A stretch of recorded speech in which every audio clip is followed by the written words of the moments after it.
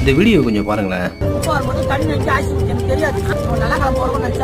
என்ன சொல்கிறேன்னே தெரியலங்க.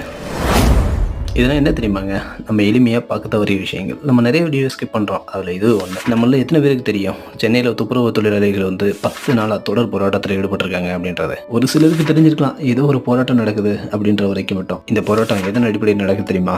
பயம். ஏன் தெரியுமா? இந்த துப்புரவு தொழிலாளிகள்லாம் ஒரு நாளைக்கு கிட்டத்தட்ட 700 ரூபா தொகுப்பூதியமாக சம்பளம் மாதிரி வாங்கிட்டு இருந்தாங்க. ஆனால் கொஞ்ச நாளைக்கு முன்னால் என்னாச்சு அப்படின்னா, இந்த துப்புரவு பணியை தனியாருக்கு தரலாம் அப்படின்ற மாதிரி ஏலம் விட்டாங்க. இதன் மூலியமா அவங்க எப்படி பாதிக்கப்பட்டாங்க அப்படின்னு சொல்றாங்கன்னா, 15 வருஷமா இந்த வேலையில இருந்து எப்படியாவது அரசு வேலை மாதிரி இதை பெர்மனன்ட் ஆக்கிடலாம்னு நினைச்சவங்களுக்கு இனி பெர்மனன்ட் ஆகாது. சரி, வேலையாவது நிரந்தரமா இருக்குமான்னு பார்த்தா அதுவும் நிரந்தரமா இருக்காது அப்படின்னு பயப்படுறாங்க. ஏன்னா தனியார் மயமாக போதே. அதனால அந்த மக்கள் இதை எதிர்க்கிறாங்க. இந்த எளிய மக்களோட குரல் பெருசா கேட்கறது இல்லைங்க. இந்த கோரிக்கையில நிறைவேற்றலாமா வேண்டாமான்றத அரசாங்க முடிவு பண்ணணும். ஆனா நம்ம என்ன பண்ணலாம்னா, இந்த எளிய மக்களோட குரலை அரசாங்கத்துக்கு எடுத்துட்டு போலாங்க. அதனால இதை பத்தியும் பேசுங்க. பாய்.